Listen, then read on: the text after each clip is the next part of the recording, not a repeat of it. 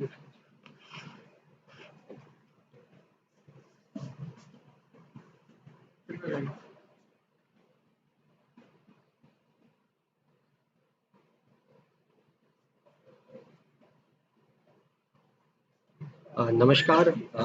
आज के इस यूट्यूब लाइव सेशन के थ्रू जो हमारा ओरिएंटेशन का कार्यक्रम एआरपीज, डाइट मेंटर्स और एसआरजीज के लिए आयोजित किया गया है, इसमें आप सब लोगों का स्वागत है। जितने भी हमारे श्रोतागण जिन्होंने ज्वाइन कर लिया है, आप सब लोगों का बहुत बहुत स्वागत। जैसा कि हम सब जानते हैं कि मिशन प्रेरणा के अंतर्गत पूरे प्रदेश में हम लोगों ने ये लक्ष्य रखा है कि जो क्वालिटी ऑफ एजुकेशन हमारे स्कूल्स की है उसे हमें आगे बढ़ाना है।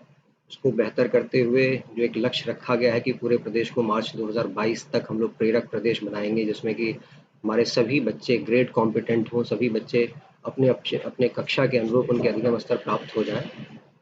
तो इसके लिए ये जो मिशन प्रेरणा का अभियान है, इस संबंध में हमारे जितने भी एआरपीज हैं, डाइट मेंटर्स हैं, एसआरजीज हैं, आप सब लोगों को इस मिशन प्रेरणा के सभी घटकों के बारे में, इसके पूरे फ्रेमवर्क के बारे में डिटेल में जानकारी हो, इसके लिए ये ओरिएंटेशन का प्रोग्राम और उन्मुखीकरण का कार्यक्रम रखा गया है।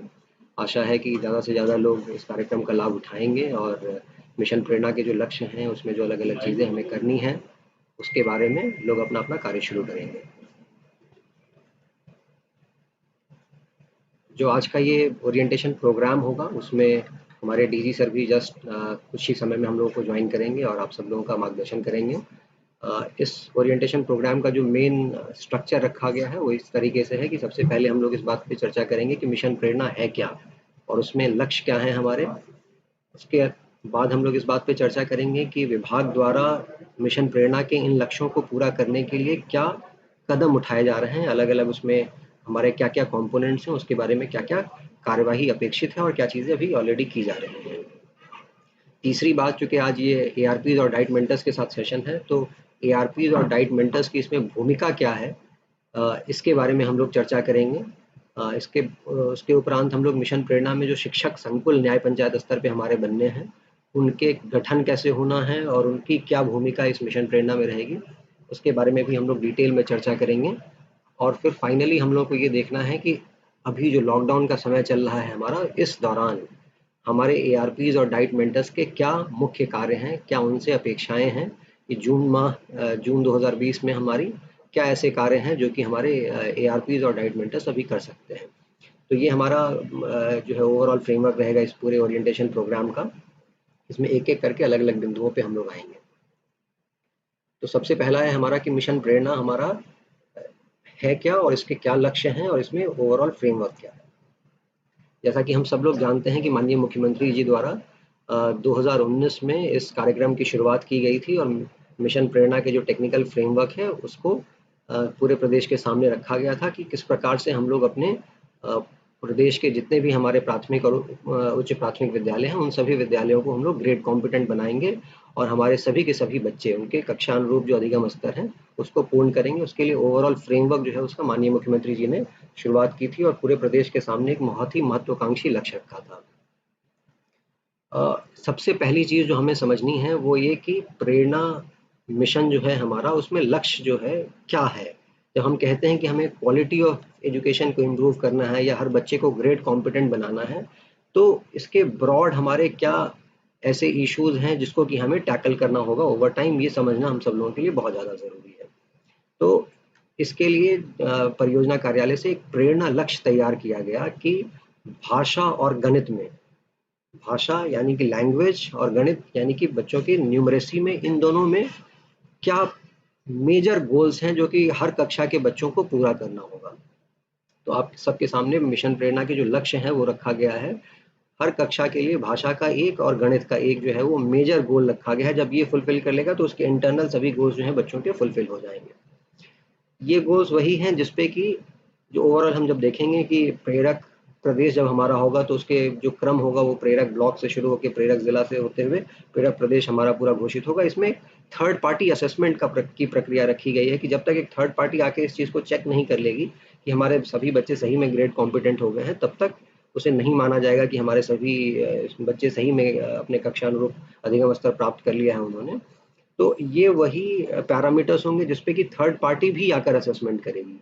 तो ये प्रेरणा लक्ष्य जो है हमारे सभी एआरपीज को, सभी डाइट मेंटर्स को सही तरीके से समझना बहुत ज़रूरी है, क्योंकि ये बेसिक गोल्स हैं जो हमारे सभी बच्चों को इंश्योर करना है कि वो उसको फुलफिल करें, और उसी के आधार पे फिर जब थर्ड पार्टी आएगी तो वो भी उनके असेसमेंट करेगी। तो प्रेरणा लक्ष्य में एक एक करके सब पे चर्चा करूंगा। जैसे भाषा की अगर हम बात करें तो कक्षा 1 के बच्चे से ये अपेक्षा है कि वो बच्चे कम से कम शब्द पहचानना जाने समझ जाए। शब्द पहचानना अगर हम इसको देखें तो क्रमवार तो पहले बच्चों को अपने इन्वायरमेंट में अगल बगल की जो चीज़ें होती हैं उसके बारे में जानकारी होनी चाहिए, फिर वर्णों की जानकारी होनी चाहिए। जब वर्ण वो जान जाएंगे, मात्राएं जान जाएंगे, तब जाके वो शब्द पहचानना समझ पाएंगे।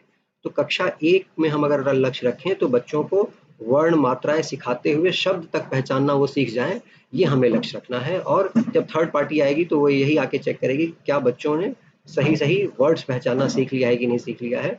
उनको 10 वर्ड्स दिए जाएंगे, उसमें से कम 5 वर्ड जो है वो बच्चे हमारे पहचान पाएं, ये बहुत ज़रूरी होगा। तभी वो माना जाएगा कि बच्चे ने अपना कक्षा 1 के बच्चे ने अपने भाषा के संबंध में जो उनका ग्रेड कॉम्पिटेंस है, जो अधिगम अपेक्षित स्तर है, वो प्राप्त कर लिया है। कक्षा 2 और 3 की बात करें तो कक्षा 2 और 3 जो है वो हमारे ओरल फ्लुएंसी से रिलेटेड है। कक्षा 2 और 3 में हम बच्चों से ये अपेक्षा करते हैं कि बच्चे पढ़ना सीखें, और उसके बाद फिर हम उनसे अपेक्षा ये करेंगे कि वो पढ़ के समझना भी सीखें। हमारे डीजी सर ने सेशन को ज्वाइन कर लिया है, सर का मैं स्वागत करूंगा इस सेशन में। तो जो अभी हम बात कर रहे थे प्रेरणा लक्ष्य में, जो कक्षा 2 और 3 की बात है उसमें बच्चों से ओरल फ्लुएंसी यानी कि वो पढ़ना सीख जाए, ये उनसे हमें अपेक्षा है। और कक्षा 2 में बच्चों के जो पढ़ने की स्पीड है, जो पढ़ने की गति है, वो इस चीज़ को दिखाएगी कि वो कितनी चीज़ों को ग्रास्प कर पा रहे हैं। तो कक्षा 2 में अपेक्षा ये रहेगी कि 20 शब्द प्रति मिनट की रफ्तार से बच्चे जो है वो सेंटेंसेस पढ़ना सीख जाएं। और कक्षा 3 में जो ओरल फ्लुएंसी होनी चाहिए वो 30 वर्ड्स पर मिनट होनी चाहिए, 30 शब्द प्रति मिनट करके जो है वो बच्चे हमारा पढ़ना समझ जाए। तो ये हमारे प्रेरणा लक्ष्य 2 और 3 का हो गया। कक्षा 4 और 5 की जहाँ तक बात करें तो वहाँ पे ओरल फ्लुएंसी से आगे बढ़ के हम लोग रीडिंग कॉम्प्रिहेंशन पे चले जाते हैं कि बच्चा ना केवल पढ़ना जान रहा हो बल्कि पढ़ के वो चीज़ों को समझ भी पा रहा हो। तो समझने के लिए हम लोग ये रखेंगे, जो थर्ड पार्टी आएगी वो असेसमेंट करते हुए कक्षा 4 में थोड़े आसान अनुच्छेद पैराग्राफ्स बच्चों को देगी, और उसमें बच्चे से फिर प्रश्न पूछा जाएगा। जब वो एक बारी पढ़ लेंगे उसके बाद उनसे प्रश्न पूछा जाएगा, और कम से कम 75% सवालों के अगर सही जवाब देंगे तो ये माना जाएगा कि उनका उस पैराग्राफ का रीडिंग करके कॉम्प्रिहेंशन सही डेवलप हो गया है। ऐसे ही कक्षा 5 में थोड़ा कॉम्प्लेक्स पैराग्राफ होगा, थोड़ा बड़ा पैराग्राफ होगा, फिर उन पे कुछ प्रश्न पूछे जाएंगे उनसे, और फिर उनका जवाब उनसे पूछा जाएगा और देखा जाएगा कि बच्चे 75% आंसर सही तरीके से कर पा रहे हैं कि नहीं कर पा रहे हैं। तो हमें कक्षा 4 और 5 में बच्चों के रीडिंग कॉम्प्रिहेंशन को डेवलप करना है, और इसके लिए हम अगर इन कक्षाओं के लर्निंग आउटकम्स को देखेंगे जो एक एक करके उसमें प्रेरणा सूची में तय किए गए हैं, तो जो फाइनल गोल बच्चों का होगा वो यही होगा कि जब सभी चीज़ों को पढ़ के बच्चे समझना सीख जाएंगे तब ये सब सारी चीज़ें वो करेंगे। अब भाषा के बाद हम गणित की अगर बात करें, न्यूमरेसी में बच्चों से क्या अपेक्षाएं हैं, उसके लिए प्रेरणा लक्ष्य क्या रखा गया है। तो कक्षा 1 में बच्चों से ये अपेक्षा है कि बच्चे पहले हमारे डिजिट्स को पहचानना सीख जाए, संख्याओं को पहचानना सीख जाए, नंबर्स को पहचानना सीख जाए। तो बच्चों को जो थर्ड पार्टी असेसमेंट के लिए आएगी उनको कुछ नंबर्स उनके सामने रखेगी, 10 नंबर्स रखेंगे रफली, उसमें से कम 5 संख्याएं जो है वो बच्चे पहचान पाएंगे। तो ये माना जाएगा कि हाँ, बच्चों को कम से कम नंबर आइडेंटिफिकेशन का काम वो समझ गए हैं। तो कक्षा 1 में केवल इतना भर जो है हमें उनसे एक्सपेक्टेशन है। लेकिन इसको भी अगर हम इंटरनली देखें, अगर प्रेरणा सूची के आधार पे, तो बच्चों को नंबर सिखाने से पहले उनको संख्या के पूर्व की अवधारणाएं सिखानी चाहिए, नंबर्स को काउंटिंग कैसे करती हैं, ये सब चीज़ें सिखानी है। तो ये एक बेसिक गोल है जो कक्षा 1 में हम लोगों को बच्चों को सिखाना होगा। कक्षा 2 की अगर बात करें, कक्षा 2 और 3 की, कक्षा 2 और 3 में बच्चों को एडिशन और सब्सट्रैक्शन, जोड़ना और घटाना, ये दोनों आना चाहिए। कक्षा 2 में 1 अंक वाले जो सिंगल डिजिट नंबर्स होते हैं उनको जोड़ना और घटाना आना चाहिए, और कक्षा 3 में बच्चों को हासिल वाला जो 1 से ज़्यादा अंक वाले हमारे संख्याएं होती हैं उनको जोड़ना या घटाना उनको आना सीखना है। तो कक्षा 2 और 3 हमारे जोड़ने और घटाने से संबंधित हो गया। कक्षा 4 जो है उसमें बच्चों को गुणा करना, मल्टीप्लिकेशन सीखना होगा, और कक्षा 5 में बच्चों को भाग, डिवीजन तक जो है वो सीखना जरूरी होगा। और ये चीज़ तब माना जाएगा कि बच्चों ने सीख लिया है जब थर्ड पार्टी आके बच्चों से जो प्रश्न करेगी तो उसमें 75% क्वेश्चंस का वो सही जवाब देंगे, तब ये माना जाएगा कि बच्चों ने वो चीज़ सीख ली है। तो ये ओवरऑल हमारा मिशन प्रेरणा का लक्ष्य है। ये हमारे ब्रॉड लर्निंग आउटकम गोल्स हैं जो कि हमें बच्चों को सिखाना है, जिसके आधार पे थर्ड पार्टी आके असेसमेंट भी करेगी। अब जैसा कि पिछले स्लाइड में भी हम लोग चर्चा कर रहे थे कि हमें सभी ब्लॉकों को, सभी ज़िलों को और पूरे प्रदेश को हमें प्रेरक अगर प्रदेश बनाना है तो सभी बच्चों को हमें लर्निंग आउटकम वाइज उनको ग्रेड कॉम्पिटेंट बनाना होगा, यानी कि उनको उनके अधिगम स्तर पे जो उनके कक्षा के जो अधिगम स्तर अपेक्षित हैं वो जब वो पूर्ण कर लेंगे तो उसका माना जाएगा। लेकिन इसको पूरा प्रोसेस क्या होगा कि कब किसी ब्लॉक को हमारा प्रेरक ब्लॉक माना जाएगा या किसी जनपद को प्रेरक जनपद माना जाएगा, उसका प्रोसेस एक तय किया गया है जिसमें कि थर्ड पार्टी के माध्यम से इसका एक वैलिडेशन होगा। तो इसकी शुरुआत जो है वो इस तरीके से होगी कि कोई ब्लॉक जो हमारा इसमें स्मॉलेस्ट यूनिट होगा, जो कि जहाँ पे प्रेरणा घोषणा होगी वो हमारा ब्लॉक है, जो और ब्लॉक अपने आप को पहले नॉमिनेट करेगा। जब किसी खंड शिक्षा अधिकारी और वहाँ पे सभी बीओज और वहाँ के सभी एसआरजीज, बीएसए साहब, सबको ये लगेगा कि किसी ब्लॉक के सभी स्कूलों के सभी बच्चे हमारे ग्रेड कॉम्पिटेंट हो गए हैं, तब वो ब्लॉक अपने आप को नॉमिनेट करेगा कि हाँ, हम प्रेरक ब्लॉक होने के लिए घोषणा के लिए तैयार हैं, और वो अपना स्व नामांकन करेंगे। जब एक बारी वो नामांकन कर लेंगे तो 1 माह के अंदर एक थर्ड पार्टी आएगी वहाँ पे असेसमेंट करने के लिए, जो घोषणा हुई है, स्व घोषणा हुई है, स्व नामांकन हुआ है, उसके असेसमेंट के लिए। और थर्ड पार्टी कम से कम 20 स्कूलों में जाके रैंडमली जाके चेक करेगी कि सभी बच्चे वहाँ पे ग्रेड कॉम्पिटेंट है कि नहीं, और जो हमने पिछला प्रेरणा लक्ष्य बताया उन्हीं लक्ष्यों के वो जांच करेंगे कि वो बच्चे जो हैं उन लक्ष्यों को प्राप्त कर पाए हैं कि नहीं कर पाए। अगर उस असेसमेंट में, थर्ड पार्टी के असेसमेंट में ये पाया जाता है कि वो स्कूल्स हमारे सभी के सभी स्कूल्स हमारे ग्रेड कॉम्पिटेंट हो गए हैं, तब उस ब्लॉक का नामांकन जो है वो सक्सेसफुल हो जाएगा और उस ब्लॉक को हम लोग प्रेरक ब्लॉक जो है वो घोषित कर देंगे। लेकिन इसमें ये समझने वाली बात है कि अगर हमारे जो थर्ड पार्टी है वो 20 स्कूलों में जाता है, उसमें से कोई एक भी स्कूल हमारा फेल हो जाता है, वो स्कूल हमारा ग्रेड कॉम्पिटेंट नहीं होता, तो हमारे पूरे ब्लॉक का नॉमिनेशन जो है वो रिजेक्ट हो जाएगा, उसको पुनः इस नामांकन प्रोसेस में दोबारा से जाना पड़ेगा। तो इसीलिए ये नामांकन प्रोसेस है, उससे पहले ये हमें इंश्योर कराना होगा किसी भी ब्लॉक में कि सभी के सभी स्कूल हमारे ग्रेड कॉम्पिटेंट हो जाएं। और अगर किसी स्कूल के ग्रेड कॉम्पिटेंट होने की बात हम कहते हैं तो वहाँ के सभी बच्चे हमारे जो है वो अपने कक्षा के अनुरूप जो अधिगम स्तर है उसको प्राप्त कर लिए। जब एक बारी ब्लॉक का नामांकन हो जाएगा, ब्लॉक हमारे प्रेरक ब्लॉक घोषित हो जाएगा, तो एक जनपद के जब सभी के सभी हमारे ब्लॉक इसी तरीके से एक एक करके जब प्रेरक ब्लॉक हमारे घोषित हो जाएंगे तो पूरा जनपद हमारा प्रेरक जनपद घोषित हो जाएगा।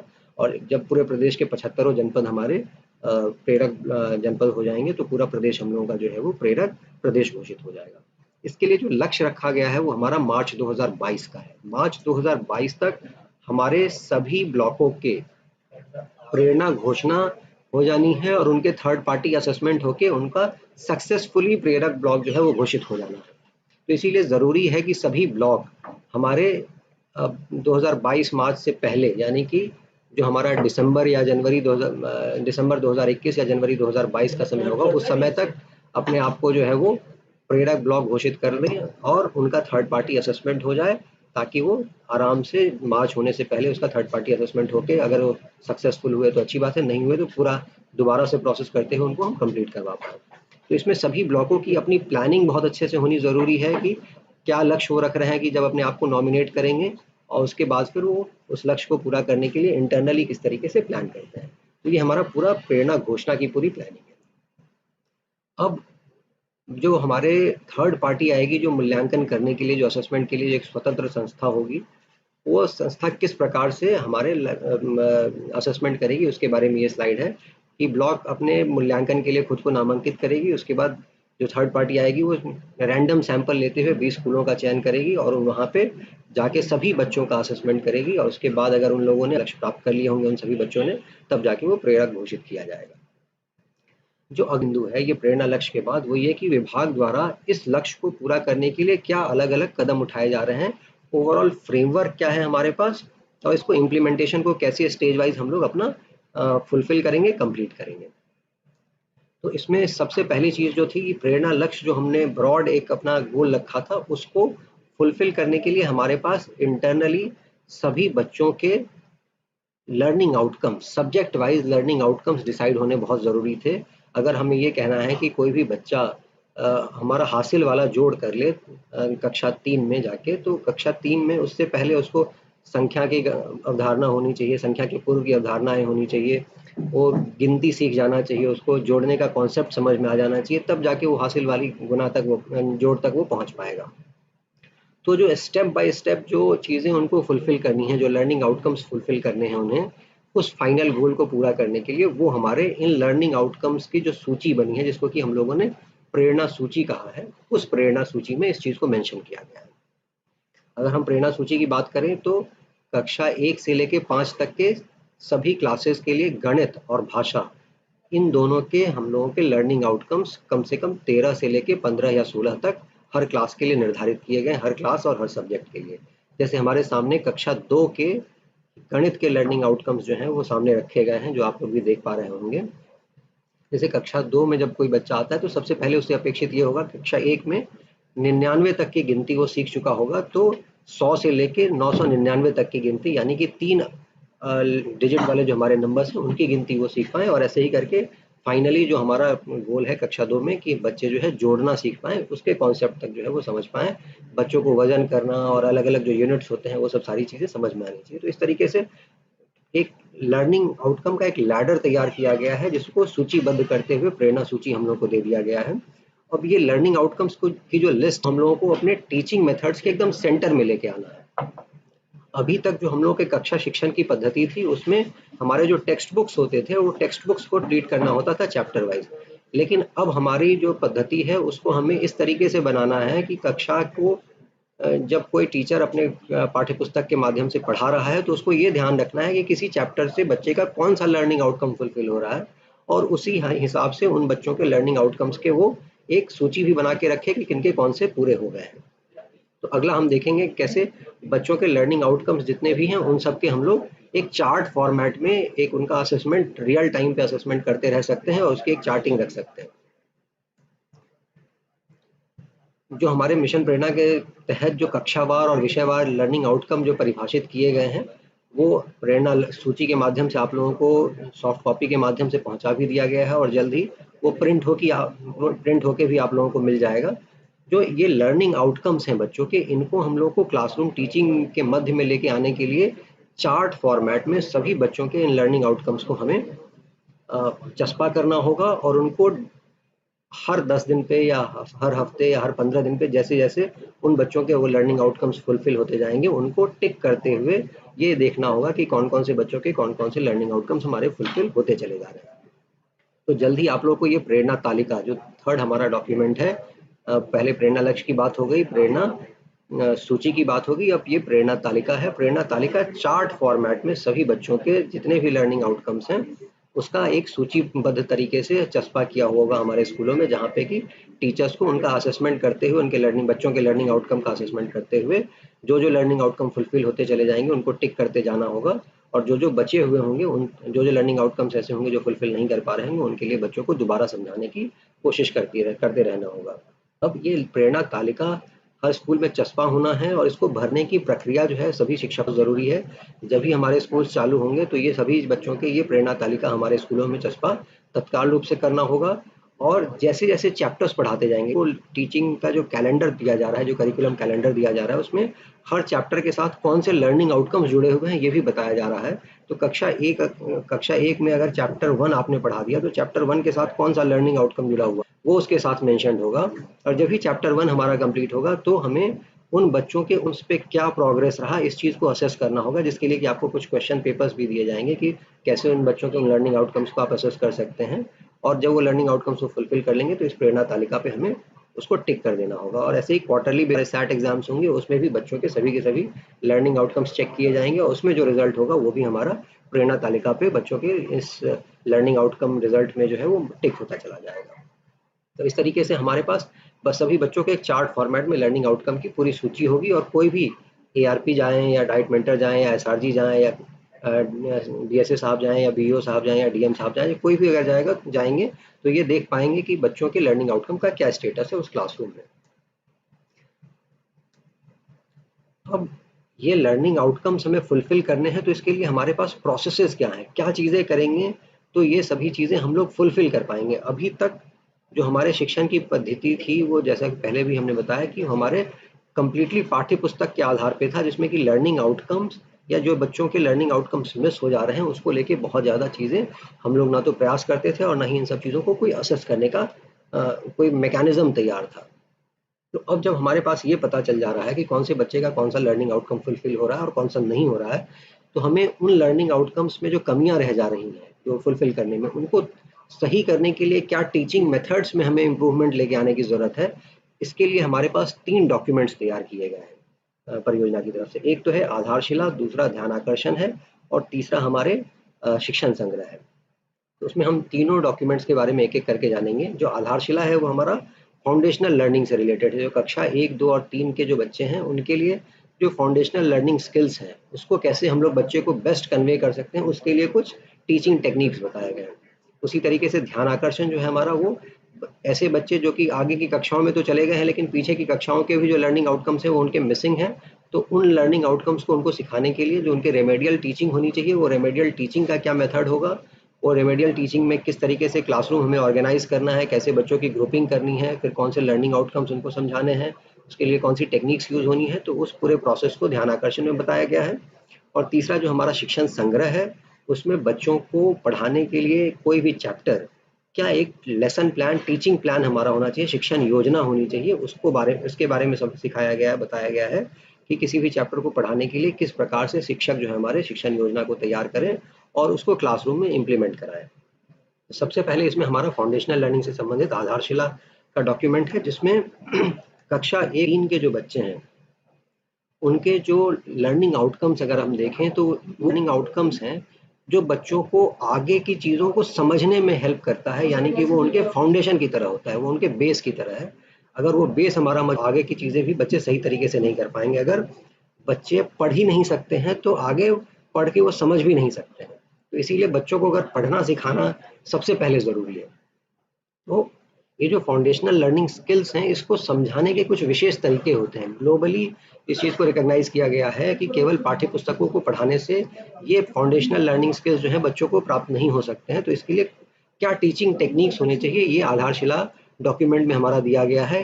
क्या क्रम होना चाहिए, किस क्रम में बच्चों को भाषा में चीज़ें सिखानी चाहिए, किस में बच्चों को चीज़ें सिखानी चाहिए।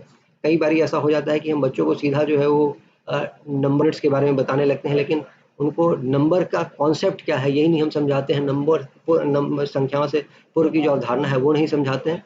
तो किस बच्चों को इन बेसिक कॉन्सेप्ट्स को समझाना है, उसके टेक्निक्स इसमें आधारशिला में दिए गए हैं। इसमें भाषा को भी कवर किया गया है और उसमें बहुत डिटेल में क्या-क्या मेथोडोलॉजीज हमारे टीचर्स अडॉप्ट कर सकते हैं क्लासरूम में कक्षा 1, 2 और 3 के बच्चों को अलग-अलग कॉन्सेप्ट सिखाने के लिए, उसमें डिटेल में दिया गया है। तो सभी एआरपीज और डाइट मेंटर्स से ये अपेक्षा है आधारशिला डॉक्यूमेंट को, साथ में ध्यान आकर्षण और शिक्षण संग्रह को भी बहुत डिटेल में सब पढ़ें, समझें और इसको क्लासरूम में जो इम्प्लीमेंटेशन का प्लान होगा वो हमारे शिक्षकों के साथ उसको फुलफिल कराएं।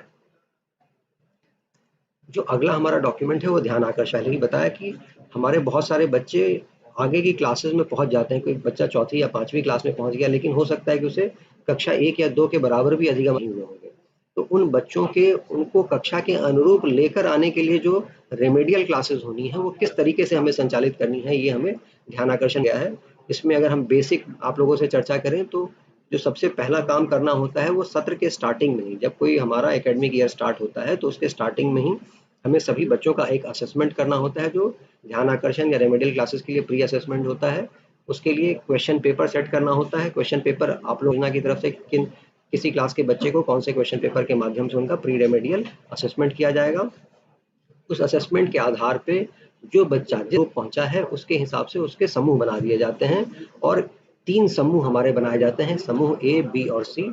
उन समूहों को उनके लर्निंग आउटकम्स कौन-कौन से फुलफिल हुए हैं, कौन से फुलफिल नहीं हुए हैं, ये देखते हुए ही उन्हें हमें पढ़ाना होता है। जैसे मान लीजिए कि कोई कक्षा 4 का बच्चा ऐसा है जिसके कक्षा 1 के भी लर्निंग आउटकम्स फुलफिल नहीं हुए हैं, तो उसको सी जो होगा जहाँ पे कक्षा 1 वाली चीज़ें पढ़ाई जा रही हैं, वहाँ पे उनको साथ में रखा जाएगा और कक्षा आउटकम्स जो मेजर हैं, वो उनको सिखाया जाएगा। जब वो कक्षा 1 का समझ लेगा, तो फिर कक्षा 2 वाले लर्निंग आउटकम्स, फिर कक्षा 3 वाले लर्निंग आउटकम्स। तो इस तरीके से हमें बच्चों को उनकी कक्षा के अनुरूप जो है ध्यान आकर्षण मॉड्यूल के माध्यम से लेकर आना होता है। इसमें मॉड्यूल में जो चर्चा की गई है वो कक्षा के सत्र के स्टार्टिंग में 50 दिनों तक शिविर लगाकर बच्चों को उनके रेमेडियल क्लासेस कराने की बात कही गई थी। क्योंकि इस वर्ष कोविड के लॉकडाउन के कारण ये गर्मी छुट्टियों से पहले स्कूल्स हमारे नहीं ओपन हो पाए और ये क्लासेस नहीं हो पाई हैं। तो इस वर्ष जो हम लोग इस ध्यानाकर्षण मॉड्यूल को इम्प्लीमेंट करेंगे उसमें मेथोडोलॉजी ये होगी कि प्रतिदिन पहले 2 क्लासेस जो हमारे होंगे वो ध्यानाकर्षण के होंगे, जिसमें कि बच्चों को उनके लर्निंग आउटकम के हिसाब से ग्रुपिंग की जाएगी और उन लर्निंग आउटकम को एक-एक करके उन बच्चों को सिखाया जाएगा। उसके बाद फिर रेगुलर टीचिंग का काम किया जाएगा। जो हमारी तीसरी किताब है, तीसरा मैनुअल है जो परियोजना से जारी किया गया है, वो हमारा शिक्षण संग्रह का। इसमें टीचर को कैसे बनानी है, कक्षा को प्रभावी रूप से कैसे चलाना है, इसके बारे में जानकारी दी गई है। इसके कुछ मॉडल लेसन प्लान्स बना के दिए गए हैं कि अगर बच्चों को हमें जोड़ना सिखाना है या कोई एक लर्निंग आउटकम पर्टिकुलर सिखाना है तो उसके लिए किस तरीके से लर्निंग आउटकम को हमें सिखाने की पूरी कार्य योजना होनी चाहिए। तो ये लेसन प्लान जो हमें कुछ मॉडल शिक्षण संग्रह में दिए गए हैं, इसके माध्यम से आप सभी एआरपीज ने, एसआरजीज ने, सब लोगों ने मिलके जितने भी हमारे चैप्टर्स हैं पुस्तकों में, उन सभी चैप्टर्स के आप लोगों ने already lesson plan, teaching plan जो हमारी शिक्षण योजना है जो है वो तैयार कराई है। अब हमें ये देखना है कि उसमें से जो सबसे अच्छे हमारे शिक्षण योजनाएं हैं उनको एकत्रित करते हुए सभी शिक्षकों को उपलब्ध कराना है और ये इंश्योर कराना होगा कि सभी शिक्षक उन शिक्षण योजनाओं का अपने डे टू डे टीचिंग में उपयोग करें और अपने क्लासरूम के हिसाब से उस मॉडल शिक्षण योजनाओं को मॉडिफाई करें, जिसमें आगे उनको शिक्षण संग्रह की जो किताब है वो मदद करेगी कि कैसे अपने क्लास के हिसाब से उसको टेलर मेड किया जाए, उसके हिसाब से थोड़ा सा मॉडिफाई किया जाए ताकि वो ज़्यादा से ज़्यादा बच्चे जो हैं इन चीज़ों को, जो कॉन्सेप्ट उस शिक्षण योजना के माध्यम से सिखाने का प्रयास हो रहा है, वो चीज़ों को समझ पाएँ।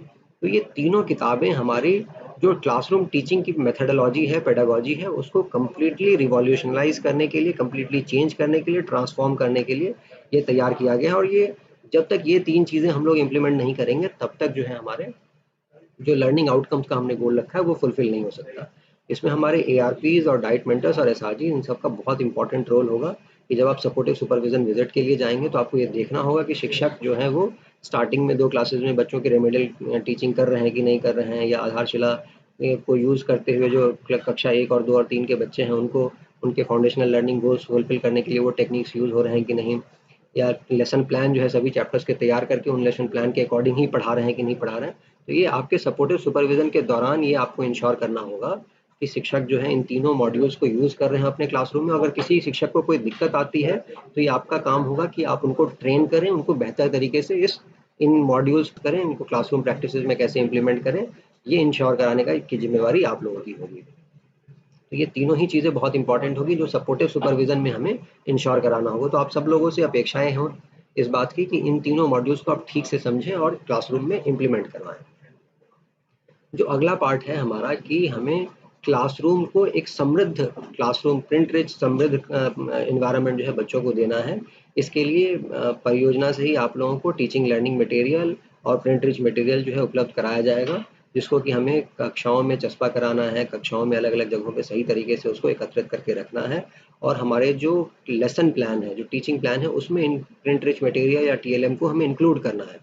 अगर बच्चों को कोई कविता का कोई पाठ हमें पढ़ाना है जिसके माध्यम से बच्चों में लिसनिंग का जो कॉम्प्रिहेंशन है, जो रीडिंग कॉम्प्रिहेंशन की बात करते हैं या लिसनिंग कॉम्प्रिहेंशन की बात करते हैं, वो सिखाना है, तो उसके लिए हमारे पास शुरुआत करने के लिए कन्वर्सेशन चार्ट जैसे प्रिंटेज मटेरियल होंगे जहाँ से हम लोग बच्चों से संवाद स्थापित करें, बच्चे खुद अपनी चीज़ों को कैसे आर्टिकुलेट कर सकते हैं, कैसे बता सकते हैं, इसको सीखने में उनको मदद होगी। तो ये जो हमारे टीचिंग लर्निंग मटेरियल है या फिर हमारे प्रिंटेज मटेरियल है, इसको हमें अपने जो लेसन प्लान्स हैं उसके साथ इनकॉर्पोरेट करना होगा और इसको डेली बेसिस पे जो क्लासरूम टीचिंग होती है उसमें हमें उपयोग करना होगा। एक बहुत ही महत्वपूर्ण भाग हमारे टीचिंग मेथड्स में जो इम्प्रूवमेंट की बात हम लोग करते हैं उसमें दीक्षा ऐप का होगा। दीक्षा ऐप में जैसा कि हम सब लोग जानते हैं कि 2 तरह के उसमें कंटेंट हैं। एक तो जो शिक्षकों से संबंधित है और एक जो बच्चों से संबंधित है। पहले बच्चों से संबंधित जो वीडियो है उसके बारे में अगर हम चर्चा करें तो जो हमारे ईटीवी जो एनर्जाइज टेक्स्ट बुक वाली बात है, जहां हम लोग क्यूआर कोड को स्कैन करते हैं और किसी चैप्टर से संबंधित वीडियोस को हम दीक्षा ऐप पे एक्सेस करते हैं, वो सारे वीडियोस हमारे एक साथ एकत्रित फॉर्म में स्ट्रक्चर्ड वे में दीक्षा ऐप पे उपलब्ध हैं। अब हम लोगों ने जितने भी हम लोग की सहयोगी संस्थाएं थी उन सबके साथ उन जितने भी उपलब्ध वीडियोस थे उन सबको एक साथ एकत्रित करके इस दीक्षा ऐप पे अपलोड कर दिया है और सभी चैप्टर के लिए बहुत अच्छे वीडियो कंटेंट्स जो हैं उपलब्ध हैं। तो अब अगर आप किसी चैप्टर का क्यूआर कोड स्कैन करेंगे तो आपको दिखेगा कि हर चैप्टर से रिलेटेड 3-3, 4-4 अच्छे वीडियोस हमारे पास उपलब्ध हैं। उन वीडियोस को हम लोग बच्चों को उन चैप्टर्स के बारे में सिखाने में, उन लर्निंग आउटकम्स के बारे में सिखाने में अब टीचिंग प्लान में इनकॉर्पोरेट करना होगा और ये इंश्योर करना होगा कि इन दीक्षा ऐप के वीडियोज़ जो हैं उसको हम लोग बेहतर से बेहतर तरीके से यूज़ कर पाएँ। इसमें आप लोगों के सहयोग के लिए जब भी हमारे स्कूल्स ओपन होंगे तब से प्रयास ये किया जाएगा कि सभी स्कूल में कम से कम एक स्मार्ट टीवी हमारे पास उपलब्ध हो जाए, जो कि जन सहभागिता ग्राम पंचायत के सहयोग से ही करवाया जाएगा, ताकि इन कंटेंट्स को आसानी से हम लोग सभी बच्चों को प्ले करके दिखा पाएँ। जल्द ही आप लोगों के पास टैबलेट्स भी उपलब्ध होंगे, उस टैबलेट की भी मदद इस चीज़ को डिजिटल कंटेंट को बच्चों के साथ साझा करने में किया जा सकता है। ये तो बच्चों के संबंध में जो कंटेंट हमारे दीक्षा ऐप पे उपलब्ध है, उसके बारे में बात हो गई। इसी प्रकार से शिक्षकों के लिए भी इसमें बहुत सारा कंटेंट उपलब्ध है, जिसमें कि ट्रेनिंग जो इन सर्विस ट्रेनिंग होती है उससे संबंधित अलग-अलग कोर्सेज़ उपलब्ध हैं। ऑलरेडी हमारे 75 से ज़्यादा कोर्सेज़ यहाँ पे दीक्षा ऐप पे उपलब्ध करा दिए गए हैं और बहुत सारे शिक्षकों ने ऑलरेडी 2 लाख से ज़्यादा शिक्षकों ने इन कोर्सेज़ के लिए ऑलरेडी रजिस्टर किया है। भविष्य में सितंबर के बाद से प्रयास ये होगा कि शिक्षकों की जितनी भी ट्रेनिंग इन सर्विस होती है, वो सभी की सभी ट्रेनिंग जो हम लोग ऑनलाइन कर दें। और अभी तक ये हमेशा एक समस्या की बात रही है कि शिक्षकों के स्किल अपग्रेडेशन का काम जो है वो रेगुलर बेसिस पे नहीं हुआ है, तो इसके लिए दीक्षा ऐप की मदद से सभी शिक्षकों को सभी टेक्निक्स के बारे में जानकारी होती रहेगी। जैसे अभी हम लोगों ने पहले आधारशिला की बात की या ध्यानाकर्षण की बात की, तो ध्यानाकर्षण की क्लासेस कैसे कंडक्ट करने हैं इसके भी कुछ वीडियोज़ जल्दी शिक्षकों को उपलब्ध कराए जाएंगे और उसमें वो कोर्सेज अगर करते हैं तो रेमेडियल क्लासेस कंडक्ट कराना उनको बेहतर तरीके से आ पाएगा। फाउंडेशनल लर्निंग से रिलेटेड कुछ कोर्सेज होंगे, तो अगर उसको करते हैं तो बेहतर तरीके से फाउंडेशनल लर्निंग टेक्निक्स को कैसे वो इम्प्लीमेंट कर सकते हैं क्लासरूम में, इसके बारे में उनको ज़्यादा समझ में आएगी बातें। तो इस तरीके से दीक्षा ऐप को हमें ओवरऑल जो हमारा टीचिंग फ्रेमवर्क है उसमें ज़्यादा से ज़्यादा यूज़ करना है। अपेक्षा की गई थी कि सभी शिक्षक कम से कम 10 अभिभावकों के मोबाइल पे ये दीक्षा ऐप इंस्टॉल करें, ताकि बच्चे जो अभी लॉकडाउन के दौरान स्कूल नहीं आ पा रहे थे, तो उसमें जो वीडियोज़ उपलब्ध हैं वो उसको देख पाएँ और उसका बेहतर से बेहतर उपयोग। इसके लिए आशा है कि आप लोग अपने स्तर से अभियान चला रहे होंगे और कोशिश कर रहे होंगे कि ज़्यादा से ज़्यादा अभिभावक इन दीक्षा ऐप के कंटेंट का उपयोग कर रहे हैं। अभी दीक्षा ऐप के जो शिक्षकों का उपयोग है, शिक्षक जो दीक्षा ऐप का उपयोग करेंगे, उसके लिए सभी शिक्षकों ने अभी तक दीक्षा ऐप में रजिस्टर नहीं किया है। अभी भी हमारे 1 लाख से ज़्यादा शिक्षक ऐसे बचे हुए हैं जिन्होंने दीक्षा ऐप पे रजिस्टर नहीं किया है और उनको अभी तक ये पता नहीं होगा कि इस दीक्षा ऐप में कितनी उपयोगी जानकारी बच्चों के लिए और उनके स्वयं के लिए है। तो आप सब लोगों से ये भी अनुरोध होगा कि सभी शिक्षकों तक दीक्षा ऐप के बारे में जानकारी लेकर जाइए, उसमें कैसे रजिस्टर करना है, इसके हमारे वीडियोज़ ऑलरेडी मिशन प्रेरणा के यूट्यूब चैनल पे उपलब्ध हैं। आप स्वयं जानतों को बताइए और बता के उनका रजिस्ट्रेशन फुलफिल करवाएं। अब ये सब सारी चीज़ें हो रही हैं, जो डिस्ट्रिक्ट लेवल पे इम्प्लीमेंटेशन होगा, इतना सारा जो वीडियो कंटेंट क्रिएट किया जा रहा है, इन सब सारी चीज़ों के लिए जितने भी इस तरह के हमारे एनजीओ पार्टनर्स हैं जो पूरे देश में काम करते थे शिक्षा के क्षेत्र में, करीब-करीब सब लोगों के साथ यह करते हुए उनके साथ सहयोग किया गया है और उनसे अलग-अलग तरह की जो है सुविधाएँ प्राप्त की जा रही हैं और आप लोगों को भी ज़िलों के स्तर पे भी हर ज़िले को कम से कम एक सहयोगी संस्था जो है वो प्रदान की जा रही है, ताकि आप लोग उनका अपने मिशन प्रेरणा के इम्प्लीमेंटेशन में भी सहयोग ले पाएँ और जो प्लानिंग का काम होगा, जो फीडबैक का काम होना चाहिए, उन सब चीज़ों में आप लोग इनसे सहयोग ले सकते हैं। तो सभी जो हमारे सहयोगी संस्थाएँ हैं, उनके बारे में भी आप जानकारी करें। आपके ज़िले में कौन-सी सहयोगी संस्थाओं को यहाँ से नामित किया गया है, उनके बारे में जानकारी करें, उनसे कॉन्टैक्ट करें, उनसे जो भी सहयोग आप ले सकते हैं, उनसे सहयोग प्राप्त कर सकते हैं। अब ये जो असेसमेंट की बात हम लोग करते हैं कि बच्चों के लर्निंग आउटकम्स फुलफिल हुए हैं कि नहीं हुए हैं, तो उसके लिए जैसा कि पहले भी चर्चा हुई कि एक सैट एग्ज़ाम की पद्धति रखी गई है, जिसमें कि स्टूडेंट असेसमेंट टेस्ट जिसको हम कहेंगे, जिसमें बच्चों के सभी लर्निंग आउटकम्स को एक बारी असेस किया जाएगा सेंट्रली और उन बच्चों के लर्निंग आउटकम्स को एक डैशबोर्ड के माध्यम से आप लोगों को भी उपलब्ध करवाया जाएगा। बच्चों के रिपोर्ट कार्ड उपलब्ध कराए जाएंगे, स्कूल्स के रिपोर्ट कार्ड उपलब्ध कराए जाएंगे, ताकि ये सबको पता हो कि किस बच्चे का लर्निंग आउटकम किस लेवल पे पहुंचा है।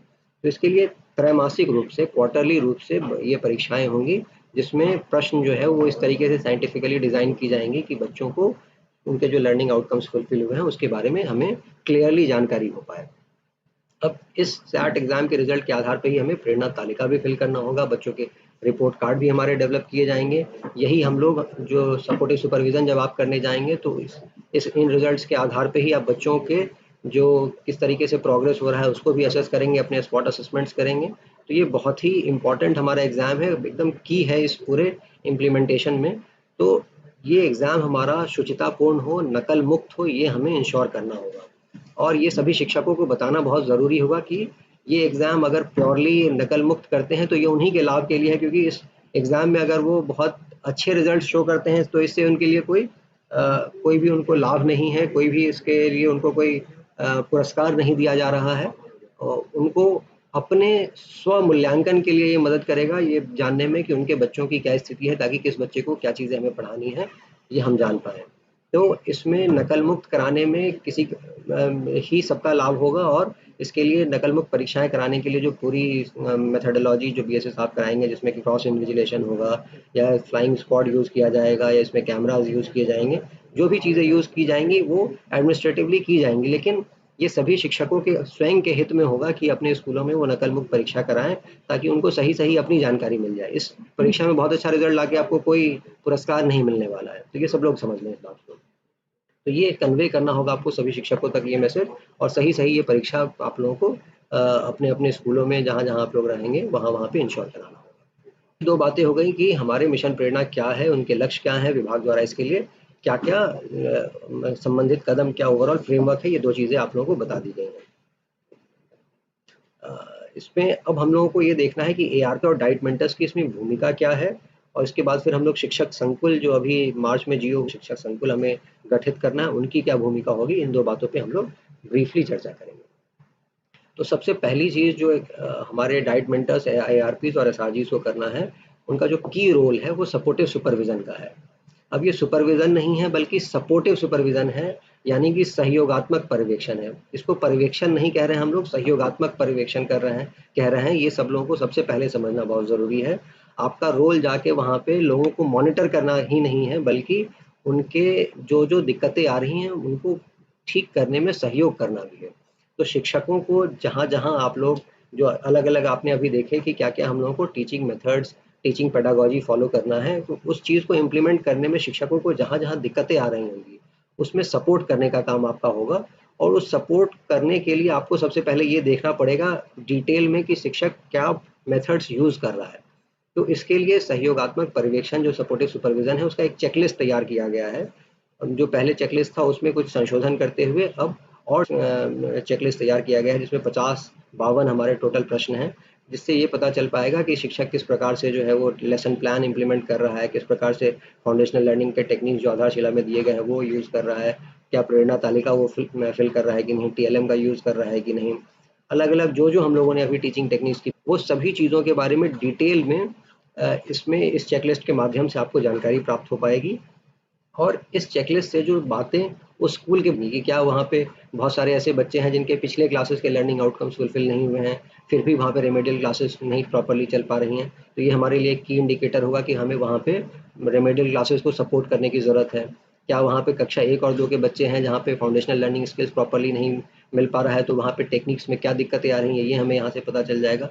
तो ये जो सहयोगात्मक पर्यवेक्षण है, इससे हमें एक पूरा रिपोर्ट कार्ड उस स्कूल के बारे में मिलेगा, और उस स्कूल में जो टीचिंग मेथड्स हैं उसमें क्या दिक्कतें आ रही हैं, बच्चों को लर्निंग आउटकम्स क्यों नहीं फुलफिल हो पा रहे हैं, ये चीज़ हमें यहाँ से निकल के आएगी, और फिर वो सब सारी चीज़ें हम लोगों को क्लासरूम में इम्प्लीमेंट कराने के लिए अपनी प्लानिंग करनी होगी। तो सभी एआरपीज, डाइट मेंटर्स, एसआरजीज इस सहयोगात्मक पर्यवेक्षण का जो चेकलिस्ट है, इसको बहुत अच्छे से समझें, और इसको किस तरीके से क्लासरूम में कंडक्ट करना है इस चीज़ को भी समझें। हमारे एआरपी जो हैं वो भी शिक्षक हैं, जो हमारे टीचर्स जो स्कूल में पढ़ा रहे हैं वो भी शिक्षक हैं। तो इसमें जो रोल है आपका उसको बहुत सेंसिटिवली, डेलिकेटली आपको हैंडल करना है स्कूल लेवल पे। अगर आप बहुत एडवर्सेरियल मोड में जाएँगे, बहुत ज़्यादा एक इंस्पेक्शन के मोड में जाएँगे वहाँ पे, तो एक रेजिस्टेंस क्रिएट होगा। फिर ना तो आप सही चीज़ें, सारी की सारी चीज़ें वहाँ पे जान पाएँगे कि स्कूल में क्या चीज़ें हो रही हैं, और ना ही उसमें आप जो सजेशन देंगे उसको टीचर सही तरीके से एक्सेप्ट करेगा। तो सुपरविज़न करना है, उसमें आपको किस प्रकार से इसको कंडक्ट करना है, ये खुद इसमें चिंतन करने की ज़रूरत है, और धीरे-धीरे इस चीज़ को एकदम फाइन ट्यून करते हुए अपने सपोर्टिव सुपरविज़न को अच्छे तरीके से कराना है, ताकि आप सही डायग्नोसिस भी कर पाएँ, और जो आप सजेशन दें टीचर को, उसको टीचर एक्सेप्ट भी करे और फिर क्लासरूम में उसको इम्प्लीमेंट भी कराए। तो इस तरीके से हमें इस पूरे पर्यवेक्षण को हमें डिज़ाइन करना है, इस पर्यवेक्षण को हमें इम्प्लीमेंट कराना है।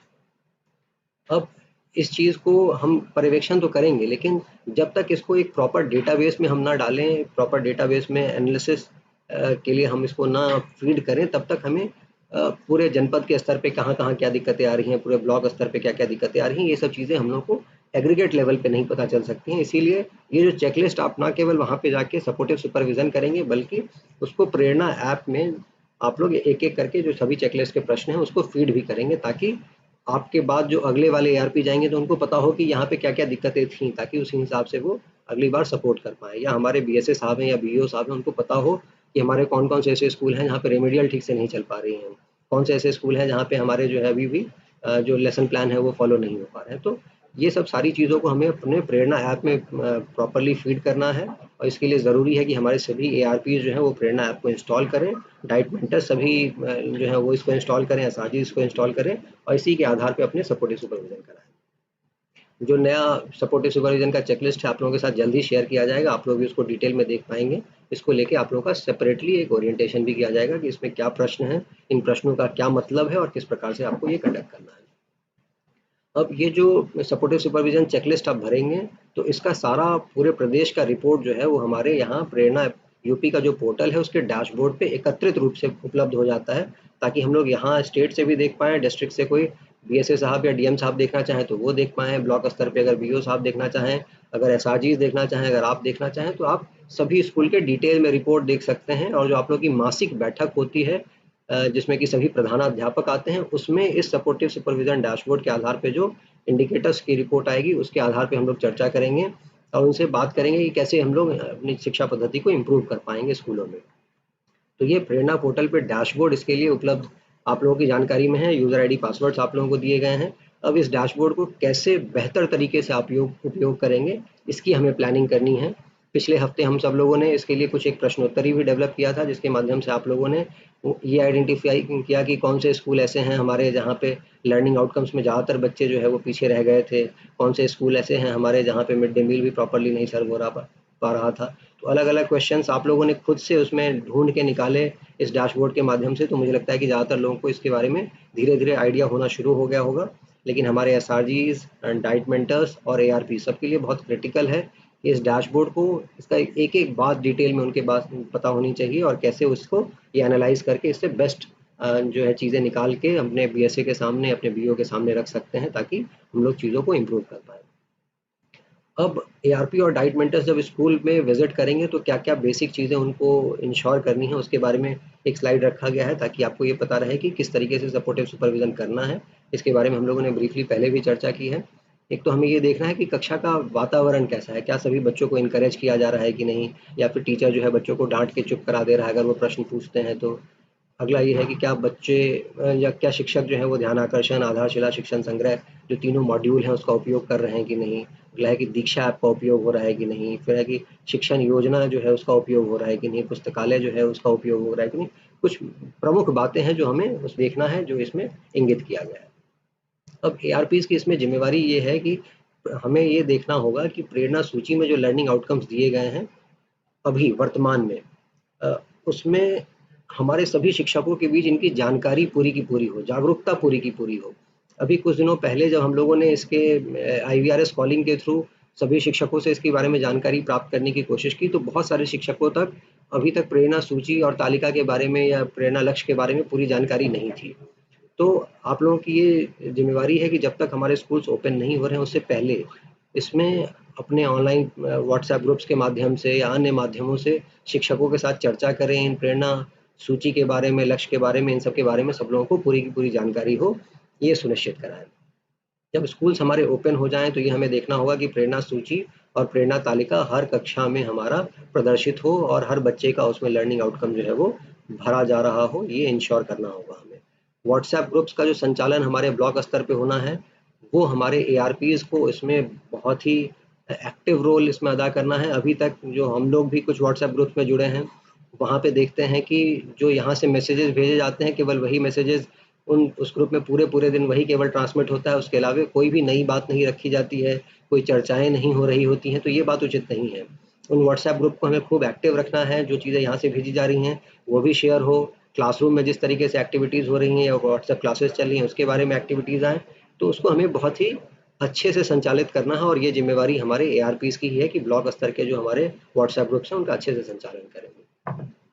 अब हमारे एआरपी जब स्टार्टिंग में चयनित हुए थे तो उनको दिक्कतें थी कि वो किस प्रकार से अपने इन कार्यों को पूरा करेंगे और उसके लिए सफिशिएंट उन लोगों को जो इंसेंटिव्स मिलने चाहिए थे वो नहीं मिले थे। लेकिन ये सब सारी चीज़ें स्टेट की तरफ से इंश्योर करा दी गई हैं। आप लोगों के मासिक यात्रा भत्ता की व्यवस्था बजट दे दिया गया है। सभी एआरपीज़ के लिए टैबलेट्स उपलब्ध कराए जा रहे हैं, उनके प्रदर्शन आधारित पुरस्कार दिए जाएँगे। अभी ऑलरेडी कुछ एआरपीज़ और एसआरजीज़ को माननीय मुख्यमंत्री जी द्वारा इसमें पुरस्कृत भी किया गया, जो सीएसआर कॉन्क्लेव मार्च के महीने में हुआ था। तो इसी प्रकार से आगे भी पुरस्कार दिया जाता रहेगा, जो लोग अच्छा काम करेंगे। अन्य राज्यों में एक्सपोज़र विज़िट्स भी होंगे। तो इस प्रकार से आप लोगों को अपने कार्य को बेहतर तरीके से करने में जो-जो आवश्यकताएँ आप लोगों को पड़ती हैं, वो सभी चीज़ें यहाँ से इंश्योर कराने की कोशिश की जा रही है। कुछ लोगों को ये जानकारी में आई थी कि यात्रा भत्ता मिलने में दिक्कतें आई थी, लेकिन वो सब सारी चीज़ों को आयरन आउट करते हुए ये इंश्योर कराया जाएगा कि कभी भी इन सब चीज़ों को हमारे एआरपीज़ की दिक्कत ना आए। अब जैसे पुरस्कार की बात हुई कि सीएसआर कॉन्क्लेव में हमारे कुछ एआरपीज़ और एसआरजीज़ को पुरस्कृत किया गया था, उसके कुछ फ़ोटोग्राफ्स आप लोग देख पा रहे हैं। जो अभी शिक्षक संकुल की हम लोगों ने बात की, उसके शिक्षक संकुल का गठन न्याय पंचायत स्तर पे जो होना है, उसकी हम लोग ब्रीफली चर्चा करेंगे। जैसा कि हम जानते हैं कि एक ब्लॉक में हमारे 5 एआरपीज़ हैं और 1 डाइट मेंटर हैं, तो उनकी मदद के लिए हमें चूँकि सभी शिक्षकों को मोबिलाइज़ करना है, तो न्याय पंचायत स्तर पे हमें शिक्षक संकुल का भी गठन करना है और हर न्याय पंचायत पे हमें 5-5 ऐसे शिक्षकों को चयनित करना है, जो नवाचारी हों, जो इनोवेटिव हैं, जो अच्छा काम कर रहे हों और इनका चयन हमारे एआरपीज़ के माध्यम से ही होगा और बीओ के द्वारा इसका अनुमोदन किया जाना है। अभी तक इस शिक्षक संकुल के शिक्षकों का चयन का कार्य जो है वो पूर्ण नहीं हो पाया है। आप सभी एआरपीज़ जो इसको सुन रहे हैं और जो आगे आने वाले समय में सुनेंगे, आप सब लोगों से अनुरोध है कि जल्द से जल्द आप लोग जो है इसको चयन करें और चयन करके हमारे न्याय पंचायत पे जो शिक्षक संकुल है उसका प्रॉपर गठन करें और उनकी मदद से हमारे सभी शिक्षकों को जितने भी हमारे टीचिंग टेक्निक्स हैं उसके बारे में भी जानकारी पहुंचाएं और जो हम लोगों के जो मिशन प्रेरणा के सभी गोल्स हैं उसको फुलफिल करने का काम शुरू कराएं। आप लोगों को स्पष्ट कर दें, इसके लिए किसी एग्जाम की आवश्यकता नहीं है, किसी परीक्षा की आवश्यकता नहीं है, कुछ मानक दिए गए हैं, उन मानकों पे आप असेस कर लें और देख लें कि कौन-कौन से शिक्षक उसमें बेस्ट हैं, उन लोगों का चयन इसमें कर लिया जाए।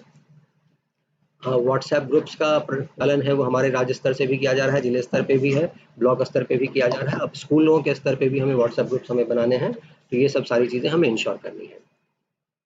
जो अब आखिरी है कि हमारे जून के महीने में एआरपीज़ और डाइट मेंटर्स को क्या-क्या कार्य करने हैं, इसके बारे में हम लोग ब्रीफली एक स्लाइड में आप लोगों को बातें आपके सामने रखेंगे। सबसे पहली बात तो ये है कि अभी जब स्कूल्स हमारे बंद हैं, तो हमारे हर स्कूल में एक व्हाट्सएप ग्रुप का प्रधानाध्यापक के द्वारा संचालन किया जाना है। उसमें ज़्यादा से ज़्यादा अभिभावकों को जोड़ना है। डेली का एकेडमिक कंटेंट यहाँ शासन से भेजा जा रहा है आप सब लोगों को, उन सभी बच्चों के साथ शेयर करना है और ये देखना है कि वो बच्चे उसका डेली देख रहे हैं, वो चीज़ें सीख रहे हैं कि नहीं, तो उसके आधारित आप लोगों को इंटरैक्शन भी रखना है। तो ये इंश्योर करना बहुत ज़रूरी है कि सभी विद्यालयों में इस तरह का व्हाट्सएप ग्रुप बन जाए और संचालित भी होना शुरू हो जाए। अभी ये कहा गया था कि सभी टीचर जो है कम से कम 10 अभिभावकों को जोड़ें, तो अगर किसी स्कूल में 4 टीचर हैं तो कम से कम 40 अभिभावक तो वहाँ जुड़े होने चाहिए।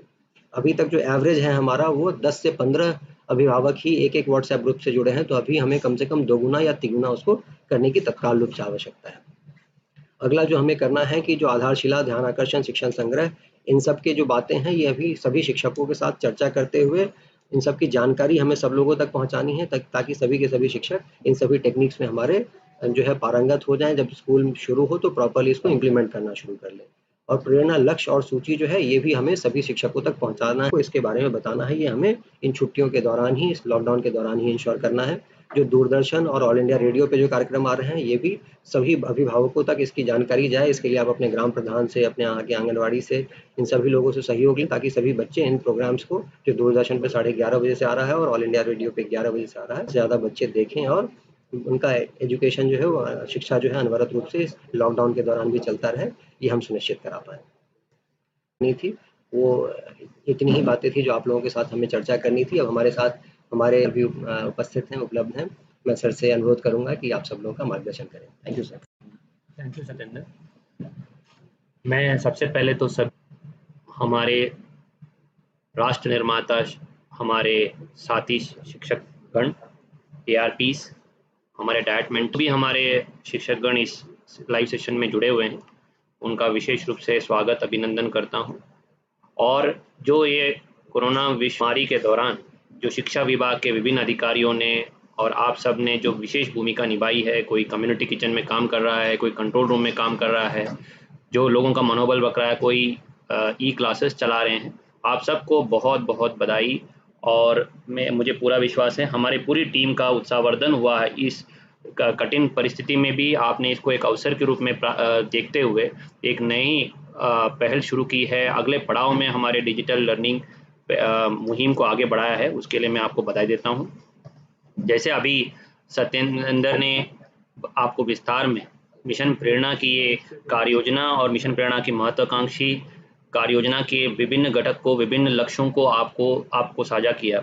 मैं आपसे विशेष रूप से अनुरोध करना चाहूँगा कि अगर जो हमारे फौज है, जो जिसको हम लोग आपको सिलेक्ट किए हैं, बहुत केयरफुली मेरिट बेसिस पे सिलेक्ट किए हैं, आपको इतना प्रशिक्षण किया जा रहा है, इतनी सारी व्यवस्थाएं दी जा रही हैं, इतना अधिकृत कर रहे हैं, इस पूरे मुहिम के जो केंद्र बिंदु हैं, जो एकेडमिक रिलेटेड इनिशिएटिव्स हैं, ये एक एकेडमिक इनिशिएटिव है, ये पूरे क्लासरूम में एक बदलाव लाने का एक सपना है और उसको अगर कोई पूरा करना है तो आप ही के माध्यम से हो पाएगा। इसीलिए हम आपको निरंतर अधिकृत करते जा रहे हैं, हम आपको इसके लिए पूरी तरह सशक्त करते जा रहे हैं और आपके ऊपर निर्भरता व्यक्त कर रहे हैं। और इसी क्रम में आज ये एक सेशन चल रहा है और इसी तरह के सेशन निरंतर चलते रहेंगे। जो जिलों में आपके साथ वार्ता हुई, उसके बाद जो विभिन्न सेशंस में आपके साथ बात हुई है, उसमें ये मुझे बहुत प्रेरणा मिली है कि आपकी जो दक्षता है, आपकी जो अनुभव है, आप कार्यकुशलता है, उसके आधार पर ये मिशन अपने अंजाम तक, अपने मंजिल तक ज़रूर पहुँचेगा। लेकिन उसके लिए बहुत चरणबद्ध तरीके से काम करना पड़ेगा, सुनियोजित तरीके से काम करना पड़ेगा और हमें पूरी कटिबद्धता से काम करना पड़ेगा, लोगों को जोड़ना पड़ेगा। अगर इतनी बड़ी फौज गरजेगी, इतने ज़्यादा हीरे जिसको हम कहते हैं, आप लोग सभी एक साथ एक मत पे एक दूसरे का साथ देते हुए लोगों को मोटिवेट करेंगे, हमारे शिक्षकों को जोड़ेंगे, अभिभावकों को जोड़ेंगे और बच्चों को देखेंगे, तो क्लासरूम में ऐसा परिवर्तन आएगा जो पूरे देश के लिए एक उदाहरण मिसाल बनेगा। तो अभी हम क्या कर रहे हैं, हम आपको संक्षिप्त में बताना चाहेंगे। सबसे पहले तो हमें ये समझना है कि पूरा विभाग डेटा ड्रिवन अप्रोच से, डेटा गवर्नेंस अप्रोच है, वो मिशन प्रेरणा का डैशबोर्ड्स हों, सपोर्टिव सुपरविजन डैशबोर्ड्स हैं, लर्निंग आउटकम है, हर बच्चे का अधिगम स्तर ज्ञात करने के लिए आपको डेटा दिया गया है, डैशबोर्ड दिए हैं, स्कूल लेवल पे, ब्लॉक लेवल पे, जिले लेवल पे उसको विश्लेषण करना है। अगर पीरियड नहीं चल रहा है, अगर वहाँ पे लाइब्रेरी संचालित नहीं हो रही है, वहाँ पे शिक्षकों ने लेसन प्लान नहीं बनाया, वहाँ पहले 2 पीरियड रेमेडियल पीरियड्स नहीं, तो तुरंत हस्तक्षेप करते हुए, टारगेटेड इंटरवेंशंस करते हुए ARP और SRGs द्वारा उसको देखते हुए जिले की टीम, जिलाधिकारी, अभी देखो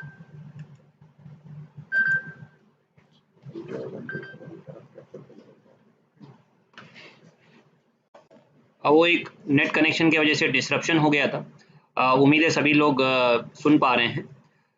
तो मैं ये कह रहा था कि हमें SRGs और ARPs को एक नई कार्य पद्धति विभाग में संचालित करानी है कि डेटा ड्रिवन अप्रोच से हम लोग काम करें। जो डैशबोर्ड्स आपको दिए गए हैं, जिस तरह का डेटा रियल टाइम में उभर के आ रहा है, चाहे वो आपके सपोर्टिव सुपरविजन यूनिट से 1.5 लाख से ज़्यादा सपोर्टिव सुपरविजन यूनिट्स आपके माध्यम से हमें करना है। जब स्कूल खुलेंगे, क्लासरूम में आप 2.5 घंटा हर एक टीचर से मिलेंगे, वो हम लोग मान रहे हैं कि ये हमारा ब्रह्मास्त्र रहेगा। क्लासरूम में क्रांतिकारी बदलाव आएगा और पूरी दुनिया देखेगी कि हमारे टीचर्स में कितना टैलेंट है। बच्चों को एंगेज करते हुए, अभिभावकों को जोड़ते हुए, समुदाय को जोड़ते हुए कैसे वो एक ऐसी पद्धति, ऐसे बदलाव लाएंगे कि बच्चों का अधिगम स्तर, जो निर्धारित ग्रेड कॉम्पिटेंसी है, वो हम हासिल कर पाएंगे। तो मेरा अनुरोध है कि सपोर्टिव सुपरविजन डैशबोर्ड को ध्यान से देखें। जब भी कोई वहाँ पे गलतियां नजर आ रही हैं तो उसका सुधार के लिए सुधारात्मक कार्रवाई करें, टारगेटेड इंटरवेंशंस करें। लर्निंग आउटकम को जो हर 3 माह में, हर क्वार्टर में जो परीक्षाएं हो रही हैं, उसके परिणाम आ रहे हैं, जितने बच्चों का ग्रेड्स उसमें प्राप्त हो रहे हैं, उसके अनुसार आप उनमें remedial classes, foundation learning classes और क्लासरूम के अंदर पेडागोजिकल पद्धतियां लागू करने के लिए प्रयास करें। दूसरी बात यह है कि हमने जो हमारे 3 किताबें, जिसको हम अपना बाइबल, कुरान और गीता मानते हैं, आधारशिला, ध्यान आकर्षण और शिक्षक संग्रह, इसकी सॉफ्ट कॉपीज आपको उपलब्ध कराई गई हैं। अभी हार्ड कॉपीज आपको यहाँ से प्रिंट होके पहुँच रही हैं। इसके बारे में तैयारी करनी है। हर एक टेक्निक, चाहे वो रेमेडियल लर्निंग की टेक्निक हो, हर क्लासरूम में हर रेमेडियल पीरियड चलाने के लिए रेमेडियल बच्चों को आइडेंटिफाई करते हुए ये 18 टेक्निक्स जो दी गई हैं, उसको क्लासरूम में अक्षरता 100% पालन कराना है, लागू कराना है। ये आप ही के माध्यम से मुमकिन है। इसके साथ हम लोग अभी एक छोटे-छोटे वीडियोस बना के आपको दे रहे हैं। दीक्षा में बहुत सारे वीडियोस ऑलरेडी उपलब्ध हैं, 5000 से ज़्यादा वीडियोस उपलब्ध हैं आपको पाठ्यक्रम से जुड़े हुए और पाठ्यक्रम के विपरीत जनरल टॉपिक्स पे भी अच्छे अच्छे प्रतिष्ठित संस्थाओं के साथ अनुबंध करते हुए आपको हमने उपलब्ध कराए हैं।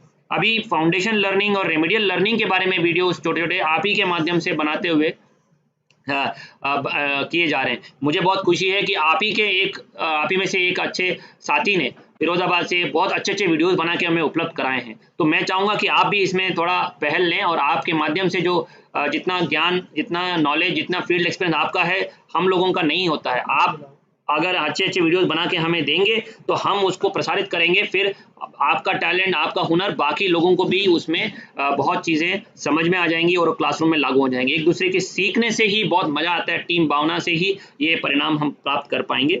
तो मेरा अनुरोध है कि आपसे कि आप ये जो मॉड्यूल्स दिए गए हैं उसको लागू करें प्रत्येक दिन। हर एक ERP अपने शिक्षक संकुल से, अपने कार्य क्षेत्र में, अपने क्षेत्र में जितने भी टीचर्स हैं उनको एंगेज करें, उनको ट्रेन करें और ये क्लासरूम में लागू करने के लिए उनको मोटिवेट करें। अगर कहीं पे टीचर सहयोग नहीं कर रहे हैं, अगर यहाँ कहीं पे उनके बर्ताव में पर्याप्त मात्रा में व्यवहार परिवर्तन नहीं दिख रहा है, तो निश्चित रूप से उत्तरदायित्व निर्धारित करना पड़ेगा। वहां पे आप BOs को रिपोर्ट करें। लेकिन मुझे पूरा विश्वास है कि अगर आपने एक मेंटर के रूप में, गाइड के रूप में टीचर्स के साथ काम किया तो 100% अनुपालन होगा और सभी इस मुहिम में, जन आंदोलन में जुड़ जाएंगे। हमने बहुत सारा जिलों में जब देखा है कि जब एक साथ सभी एक जन आंदोलन की मुहिम छिड़ जाती है तो सब लोग उसमें जुड़ जाते हैं, फिर कारवां बन जाता है।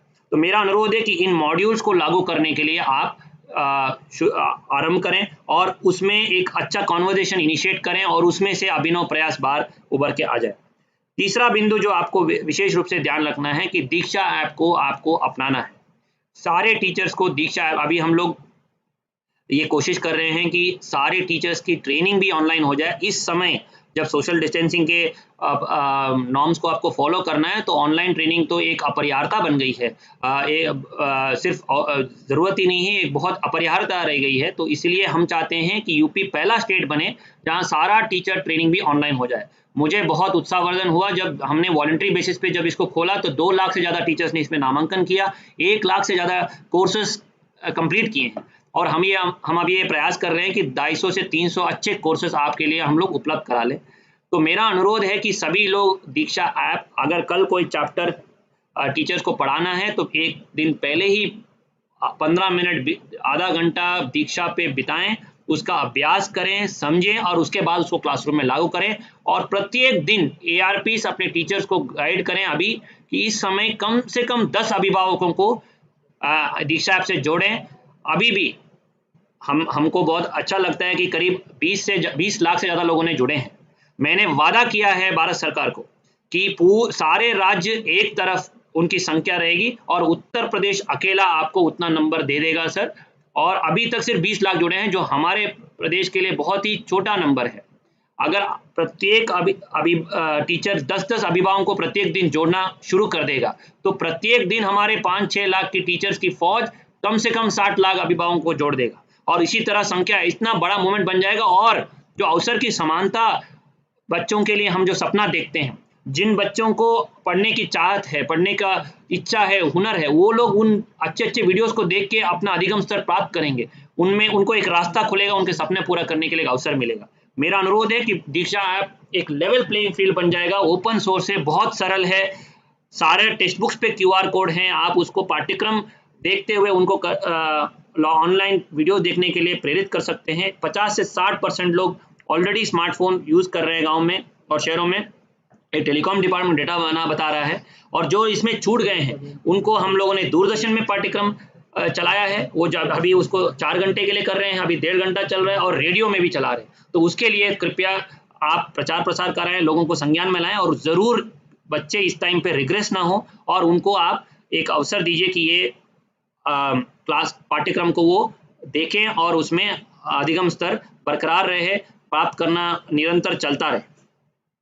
इसके अलावा हम लोग चाहेंगे कि सभी ARPs द्वारा जो व्यवस्था आपके लिए दी गई है उसमें जो लेसन प्लान और प्रिंट रिच मटेरियल आपको उपलब्ध कराएगा। हमारे प्रेरणा वेबसाइट में टीचर कॉर्नर पोर्शन को अवश्य देखें, उसमें ई-बुक्स भी उपलब्ध हैं और आपके विभिन्न मटेरियल भी हम वहाँ पोस्ट कर रहे हैं। पोस्टर्स हैं, कन्वर्जेशन चार्ट्स हैं, ये सबको आप देखें और अच्छा टीचर लर्निंग मटेरियल क्लासरूम में सृजित हो जाए। इसके लिए विस्तृत गाइडलाइंस भी अभी जारी हो रहे हैं, टीचर कंपेंडियम आपको दिया गया है। कृपया उस शिक्षक संग्रह को भलीभांति अध्ययन करके अक्षरता वहां लागू कर दें कि वीकली कैलेंडर जो इस बार निर्धारित होगा जब स्कूल खुलेंगे, वो वीकली कैलेंडर को हमें पवित्र दस्तावेज के रूप में लागू करना है क्लासरूम में। अगर उदाहरण के रूप में अगस्त में स्कूल शुरू हो जाता है तो पहले सप्ताह में एक चैप्टर खत्म होना चाहिए, तो उस सब्जेक्ट का एक चैप्टर खत्म होना चाहिए। टाइम टेबल जैसे निर्धारित किया गया वैसा होना चाहिए। हम लोग लेसन प्लान और time table 1 teacher school, 2 teacher school, 3 teacher schools के लिए अलग अलग जारी कर रहे हैं, उसका 100% पालन होना चाहिए। खुशी की बात यह रहेगी कि इस साल 59,000 नए टीचर्स आपके यहाँ पोस्ट होने वाले हैं। इंटर डिस्ट्रिक्ट ट्रांसफर और इंटर डिस्ट्रिक्ट ट्रांसफर्स के पश्चात हम लोग ये कोशिश करेंगे कि कोई भी स्कूल डेफिसिट स्कूल ना रहे, टीचर्स की पर्याप्त मात्रा में वहाँ तैनाती हो, आरटी के मानक के अनुसार ही वहाँ तैनाती होगी, तो सारे टीचर्स को पर्याप्त मात्रा में रैशनल डिप्लॉयमेंट हम करने में सफल हो जाएंगे। उसके पश्चात कोई भी बहाना नहीं चल सकता कि सभी टीचर्स को आपको वहाँ पे जोड़ते हुए वहाँ क्लासरूम में लागू करना है। मैंने आपके बहुत सारे प्रश्न इसमें देखे हैं, मुख्य रूप से 3-4 सवाल उभर के आए हैं इस लाइव सेशन में कि टीचर्स की तैनाती के बारे में, जिसके बारे में मैंने ऑलरेडी कहा है कि रैशनल डिप्लॉयमेंट हम इस बार हासिल करेंगे। हमारी ऑनलाइन पारदर्शिता पूर्वक प्रक्रिया चल रही है जिसमें आप लोगों ने बढ़ चढ़कर प्रतिभाग भी किया है। तो आप टीचर्स को ये जरूर कम्युनिकेट करिए कि टीचर्स की कमी शासन के संज्ञान में है और उसको हम लोग 100% पूरा करने में, आरटी के मानक के अनुसार हासिल करने में कटिबद्ध प्रयास कर रहे हैं और अतिशीघ्र हम तो चाहेंगे कि सितंबर तक ये सारी प्रक्रिया हम लोग 100% पूर्ण कर सकें। शिक्षक संकुल के बारे में सत्येंद्र ने ऑलरेडी बताया है। शिक्षक संकुल के चयन प्रक्रिया आपका अधिकार है, ये आपकी फौज है, एआरपीस की फौज है। तो मेरा अनुरोध है कि पारदर्शिता पूर्वक अपनी फौज को चयन करिएगा। जिन टीचर्स ने अच्छा काम किया है, अपने स्कूल में इंफ्रास्ट्रक्चर को सुधारा है, क्वालिटी पे कुछ काम किया है, उन्हीं टीचर्स को हर न्याय पंचायत में 5-5 लोगों के फौज बनाए। बिना फौज की कोई लड़ाई, कोई युद्ध नहीं जीता सकता। तो आप जितना टीम अपने सशक्त बनाएंगे, इसमें कोई भेदभाव नहीं होना, चयन में कोई गड़बड़ी नहीं होनी चाहिए, सही रूप से चयन करिए। जो अच्छा काम कर रहे हैं उनको बढ़ावा दीजिए। जो 4000 की फौज आपकी है, अगर वो 5 लोग आपने सिलेक्ट कर दिया तो वो हर एक एआरपी के लिए 5 गुना फौज बन जाएगी और ये एक बहुत अच्छा क्रिटिकल मास बन जाएगा जो गांव में समुदाय को जोड़ पाएगा, अभिभावकों को जोड़ पाएगा और उससे बहुत जन आंदोलन बनेगा। तो मेरा अनुरोध है कि शिक्षक संकुल के चयन में पारदर्शिता पूर्वक जल्दी से पूरा कराएं और उनको व्हाट्सएप ग्रुप से जोड़ेंगे। व्हाट्सएप ग्रुप्स बढ़िया चलने चाहिए। यहाँ से जितनी भी सामग्री रोज पोस्ट हो रही है, चाहे वो पाठ्यक्रम हो, एक्सरसाइजेस हो या प्रिंट रिच मटेरियल हो या कोई निर्देश पोस्ट हो रहा हो, शासन से कोई मार्गदर्शन पोस्ट हो रहा है, तुरंत नीचे तक पहुंच जाना चाहिए।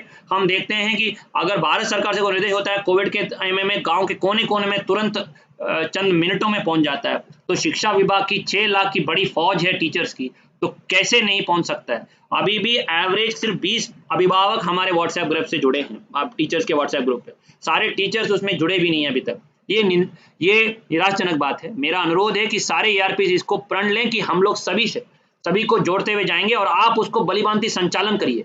अगर बीईओ से सहयोग नहीं मिलता है तो हमें बताइए, हम लोग कोशिश उनका व्यवहार परिवर्तन करेंगे।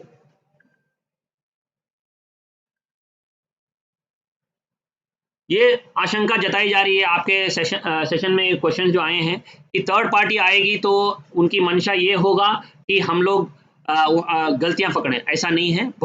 हर चीज टेक्नोलॉजी ड्रिवन होगा इसमें। जब हम चाहेंगे कि हमारा प्रदेश पहला प्रदेश बने पूरे देश में कि प्रेरक प्रदेश के रूप में विकसित हो। आप और आपके बीईओज ने कार्य योजना बनाई है, ऑनलाइन अपलोड किया है, 35 पॉइंट का एक कार्य योजना आपने अपलोड किया है। हम चाहते हैं कि उसका आप चरणबद्ध तरीके से लागू करें। जब आप घोषणा करेंगे कि मेरा ब्लॉक तैयार है सर, हमारे बच्चों ने अधिगम स्तर प्राप्त कर लिया, आप भेजिए टीम। गर्व से कहिएगा, शान से कहिएगा। हम तो चाहेंगे कि पूरे देश को ऐलान करें आप, हमने पूरी योजना बना ली है। एआरपी से लेके सारे टीचर जो इसमें काम करेंगे वो ऑनलाइन हमेशा उनका श्रेय मिले और उनकी कहानियां देश घर घर की कहानियां बन जाएं। आपकी सफलता की कहानियां, क्योंकि असली काम तो आप कर रहे हैं, असली देश निर्माण का काम आप कर रहे हैं, तो आपकी कहानियां हर जगह प्रदर्शित होनी चाहिए।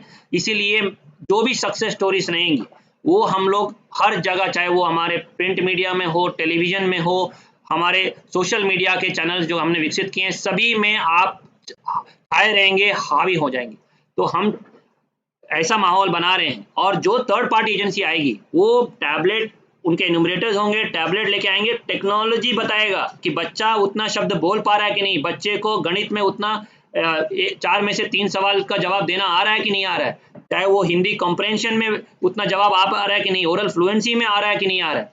तो आप उसके बारे में चिंता मत करिए, सब काम प्रोफेशनल होंगे, और ये बहुत प्रतिष्ठित विश्व स्तरीय एजेंसीज हैं, प्रोफेशनल बिहेवियर है, टेक्नोलॉजी ड्रिवन रहेगा, किसी तरह का ये नहीं रही है, और ये मुमकिन है, ऐसा एटीट्यूड से हमें ये बनाना है। मेरा मानना है, जहाँ जहाँ मैंने अपने जनपदों के जिलाधिकारी के अनुभव में देखा है, जहाँ टीचर्स ने ठान ले लिया कि हम इस ब्लॉक को प्रेरक ब्लॉक बनाएंगे, ग्रेड कॉम्पिटेंट ब्लॉक बनाएंगे, तो दुनिया की कोई ताकत नहीं रोक पाएगी उस ब्लॉक को उस मंजिल तक पहुंचने के लिए। तो उसके बारे में आप जिज्ञासा ना व्यक्त करें।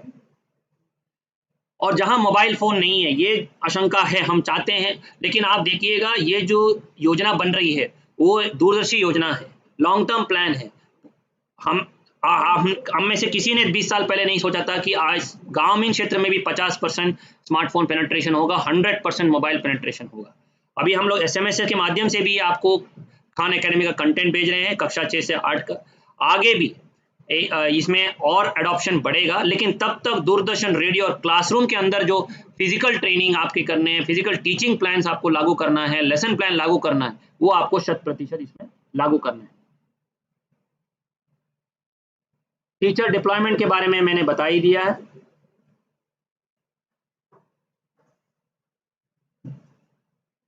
टीचर संकुल के बारे में बताया गया है। और कोई क्वेश्चन है? नहीं, जनरल कोई जनरल। शिक्षक संकुल के बारे में शासनादेश बहुत स्पष्ट है, हम लोग अभी सभी व्हाट्सएप ग्रुप में वो देंगे। उनको अपने स्कूल में ही रहना है, उनको उनकी मुख्य भूमिका है कि टीचर्स को लेसन प्लान्स डिस्ट्रीब्यूट करें online, teacher print rich material जो दिया जा रहा है उसको लागू करें, TLM मटेरियल के बारे में जो बताया जा रहा है उसमें करें, और उनके माध्यम से व्हाट्सएप ग्रुप से संचालित हो और बाकी टीचर्स को भी ये सारी सूचनाएं मिल जाएं, और उनसे अगर कोई फीडबैक मिल रहा है, कोई समस्या संज्ञान में आ रही है, तो तुरंत BO लेवल पे या जनपद लेवल पे या स्टेट लेवल पे उसको बताया जाए, ताकि हम उसका तुरंत निराकरण सुनिश्चित करा सकें। तो मेरा अनुरोध है कि शिक्षक संकुल का चयन करते हुए अपनी फौज बनाएं और वहां पे उनसे काम कराएं।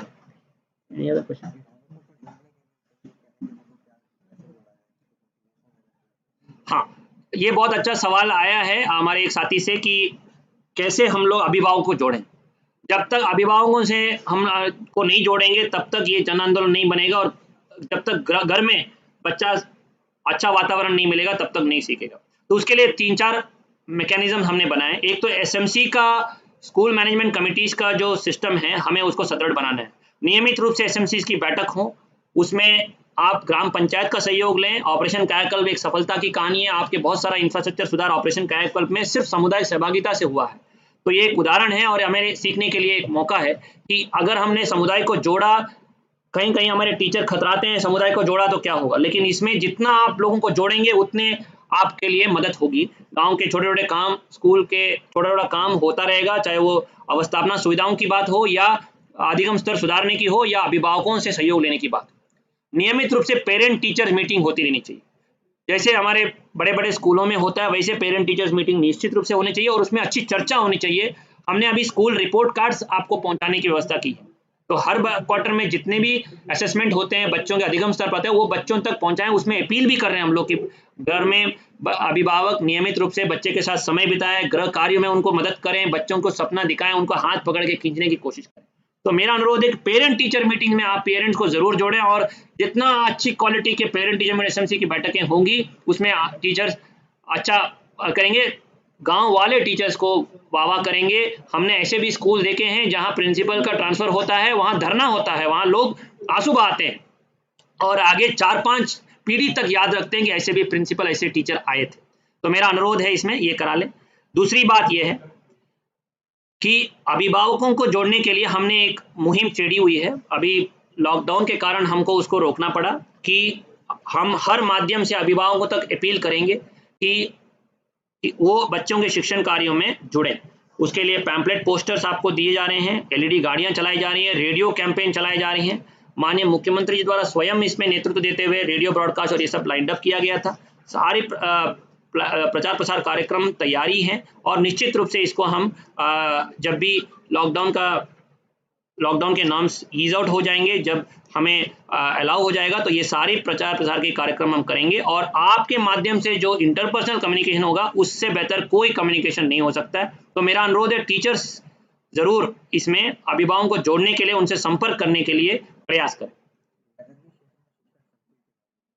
नगरीय क्षेत्र में भी शिक्षक संकुल बनाने हैं, जैसे हमारे 880 ब्लॉक में, उसमें नगरीय ब्लॉक्स भी शामिल हैं। बीओ से आप मार्गदर्शन ले लीजिएगा, जितने भी वहाँ क्लस्टर्स बन सकते हैं उस क्लस्टर्स में डिवाइड करें उसको, और जितने आवश्यक शिक्षक संकुल बनाने हैं वहाँ बनाइए। इसमें कोई अतिरिक्त खर्चा है नहीं, टीचर संघ कलेक्टिव आपसे नॉमिनेट कर रहे हैं, कोई पदस्थापन नहीं कर रहे हैं, किसी को अतिरिक्त मानदेय नहीं दे रहे हैं, बस उसमें आप उनको नामित करते हुए उनके मुख्य भूमिका टीचर्स के रूप में है। उसके साथ साथ उनके ये अतिरिक्त काम व्हाट्सएप ग्रुप चलाने वाला अपने स्कूल में ही रहकर चलाने के लिए आप कार्य ले रहे हैं, उसमें कोई जिज्ञासा नहीं हो। उसमें आप टीचर कलेक्टिव को नामित करते हुए ज़्यादा से ज़्यादा लोगों को इसमें जोड़ें। और कोई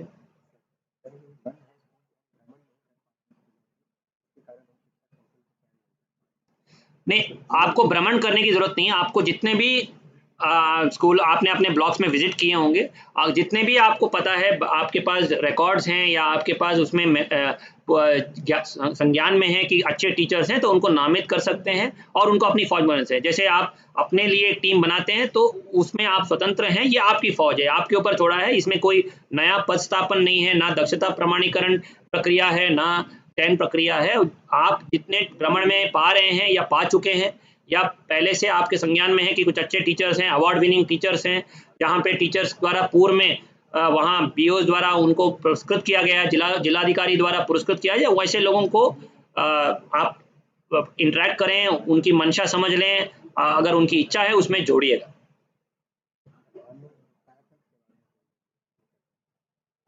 देखिए, कायाकल्प एक बहुत बड़ा अभियान है और उसमें काफ़ी लोग, आप जैसे लोगों ने बहुत महत्वपूर्ण भूमिका निभाई है, उसके लिए आप सबको बहुत सारी बधाई देते हैं।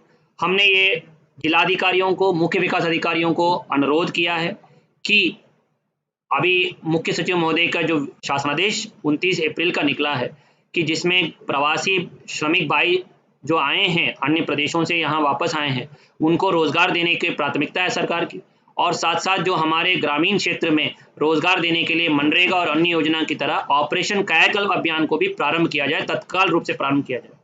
और इस अभियान में ये निर्देश दिए गए हैं कि ग्राम पंचायत स्कूलों में वरीयता में काम किया जाए।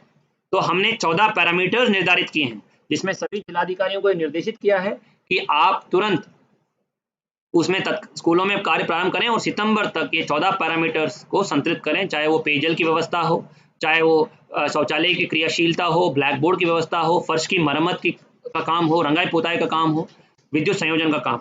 मैं आपसे अनुरोध करूंगा, टीचर्स को ये संज्ञान में लाइएगा, उनसे अनुरोध करिएगा कि अगर कहीं काम शुरू नहीं हो रहा है तो अपने ग्राम पंचायत से, प्रधान सेक्रेटरी से संपर्क करें, और अगर समस्या का निदान नहीं होता है तो अपने बीओ से संपर्क करें, बीडीओ और एडीओ पंचायत से संपर्क करें, अपने जनपद के व्हाट्सएप ग्रुप में पोस्ट करें कि काम प्रारंभ नहीं हुआ। जहां पहल होगी, क्योंकि ये हमारे विभाग का काम है, पंचायत विभाग और अन्य वित्त पोषण से हम लोग इसको पूरा करा रहे हैं। कहीं कहीं जिलाधिकारियों ने डिस्ट्रिक्ट मिनरल फंड से धनराशि दी है, सीएसआर फंड से धनराशि दी है, कहीं अर्बन लोकल बॉडी से फंड मिला है, विनियमित क्षेत्र से फंड मिला है। तो इसके लिए कोशिश करें कि आप 2 कदम बढ़ाएं, टीचर 2 कदम बढ़ाएं, तो निश्चित रूप से ग्राम पंचायत और सभी लोग उसमें सहयोग करेंगे। अगर सहयोग नहीं करते हैं तो ब्लॉक लेवल पे या जिले लेवल पे उनका व्यवहार परिवर्तन सुनिश्चित किया जाएगा, उत्तरदायित्व निर्धारित किया जाएगा। तो इसमें आप लोगों को भी अपने भूमिका निभानी पड़ेगी। मैं विशेष रूप से, मैं और सत्येंद्र, हम दोनों की ओर से आप इस सेशन में प्रतिभागिता के लिए विशेष रूप से आभार। और निश्चित रूप से हमें भी बहुत मजा आता है, हम तो अगली बार चाहेंगे कि आपसे सुने, इस तरह का भी ये व्यवस्था हम बनाएंगे जिसमें ऑनलाइन सेशन हो, जहाँ कुछ लोगों को हम लोग पहले से अवसर दे दें कि वो अपनी बात रखें और उनको हम सुने और सारे टीम को उसमें फ़ायदा पहुंचाया जाए। अगली बार एकेडमिक चीज़ों के लिए, अभी तो एक ओवरऑल फ्रेमवर्क के बारे में आपको ओरिएंटेशन सेशन किया गया है। मेरा अनुरोध है कि इस प्रेजेंटेशन को आप लोग भली भांति अध्ययन करें। जो ब्लॉक लेवल पे प्रेरणा घोषणा की 35 बिंदु का प्लान जो बना है, जो माइक्रो प्लान बना है, वो बारीकी से आपको देखना है और उसको टाइम बाउंड तरीके से लागू करना है, चरणबद्ध तरीके से लागू करना है और वहाँ कहीं विलंब नहीं होना चाहिए। अगर आपने पहले चरण में या दूसरे चरण में उसको अपने आप को नामित किया है तो उसमें 100% उसी चरण में करने के लिए आपको बैकवर्ड कैलकुलेशन करते हुए उसमें लागू करना है। मुझे पूरा विश्वास है कि हम और आप मिलके इस पूरे प्रदेश को प्रेरक प्रदेश के रूप में विकसित करके बुनियादी शिक्षा में बच्चों के लिए, करोड़ों बच्चों के लिए उनका सपना पूरा करने के लिए हम लोग मददगार बनेंगे और हम उनके साथी बनेंगे। मेरा अंत में सिर्फ यही कहना है कि किसी भी प्रदेश के विकास के लिए, प्रदेश के अभिवृद्धि के लिए सबसे मुख्य निवेश शिक्षा का होता है। हमने आप पे निवेश किया, आप पे निर्भरता जाहिर की है। मेरा पूरा विश्वास है कि आपके प्रयासों से, आपके कार्यकुशलता से हम लोग प्रेरक प्रदेश का सपना पूरा कराएंगे और जो मार्च 2022 तक प्रेरणा का जो लक्ष्य दिया, महत्वाकांक्षी लक्ष्य हम लेके चले हैं, उसको हासिल करते हुए देश में एक मिसाल बनाएंगे। मैं बहुत बहुत धन्यवाद दूंगा। मेरा आपसे अनुरोध भी रहेगा कि अपना ख्याल रखें, अपने परिवार का ख्याल रखें, अपने साथियों का, अपने टीचर्स का, सबका मनोबल बनाए रखें और ये ऑनलाइन मिशन प्रेरणा की जो ई पाठशाला चल रहा है उसमें और लोगों को जोड़ने के लिए कोशिश करें। बहुत बहुत धन्यवाद, शुभकामनाएं। जय हिंद, जय शिक्षा।